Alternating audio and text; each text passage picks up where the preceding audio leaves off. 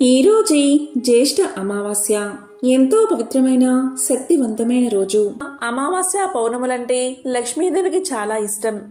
అమావాస్యను చాలా శక్తివంతమైన రోజుగా పండితులు పరిగణిస్తారు.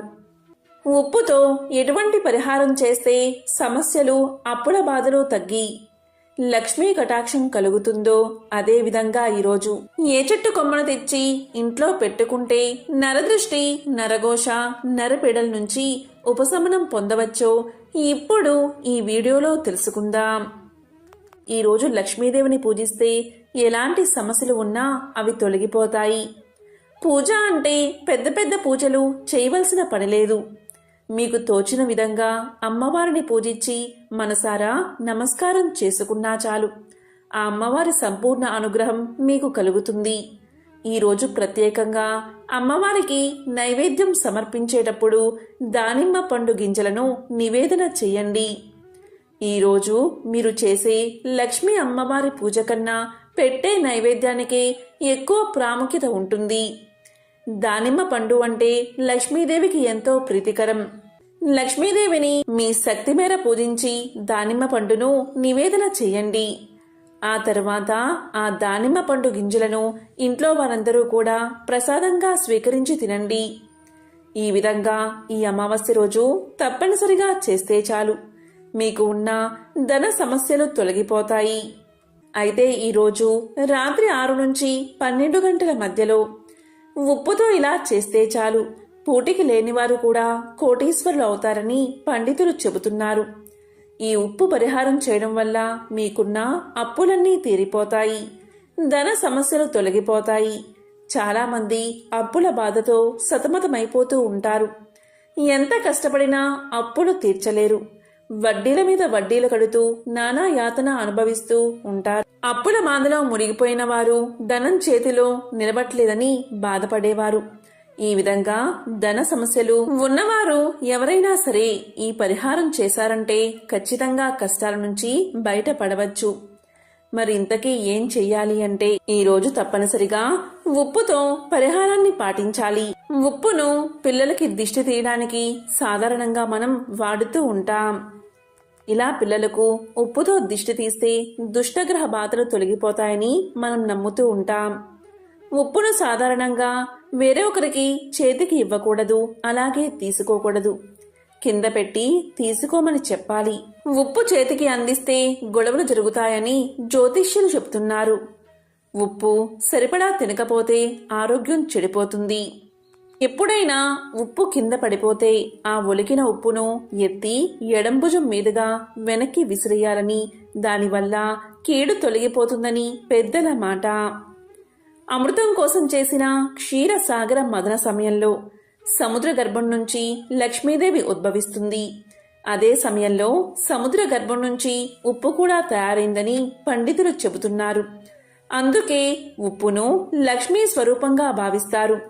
ఉప్పుతో నకారాత్మక శక్తులను తరిమి కొట్టవచ్చు.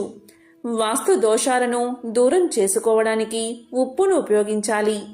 అమావాస్య రోజు ఈ ఒక్క పరిహారం చేస్తే చాలు, అప్పుల బాధలు, ధన సమస్యలన్నీ కూడా తీరిపోతాయి. అసలు ఏం చెయ్యాలి అంటే ఈరోజు రాత్రి 6 నుంచి 12 గంటల మధ్యలో ఒక పాత్రను తీసుకోండి. అంటే మట్టి మూకుడుని కానీ లేకపోతే గాజు బౌల్ను కానీ తీసుకోండి. దాంట్లో మెత్తటి ఉప్పును కాకుండా కల్లు ఉప్పును, అంటే సముద్రపు ఉప్పును, రాక్ సాల్ట్ని వేయండి. మీ ఇంట్లో ఉండే ఉప్పుతో ఈ పరిహారాన్ని చేయవద్దు. దీనికోసం విడిగా ఉప్పు కొని తెచ్చుకుని ఈ పరిహారాన్ని చెయ్యండి. ఇలా మూగుడిలో ఉప్పు వేసిన తర్వాత దాని మీద చిన్న దాల్చిన చెక్క ముక్క, 5 లవంగాలు పెట్టండి. దాని మీద కొంచెం పసుపు, కొంచెం కుంకుమ కూడా వేయండి. పసుపు కుంకుమలు మంగళకరమైనవి, చాలా పవిత్రమైనవి. లవంగాలు, దాల్చిన చెక్క ఈ రెండూ కూడా శుక్రుడికి ఎంతో ప్రీతికరమైనవి. శుక్రుడికి అధిష్టాన దేవత అమ్మవారు. అమ్మవారికి ఎంతో ఇష్టమైనది ఉప్పు, దాల్చిన చెక్క, లవంగాలు. కాబట్టి వీటితో పరిహారాన్ని చేయడం వల్ల తప్పకుండా 100% సత్ఫలితాలు వస్తాయి.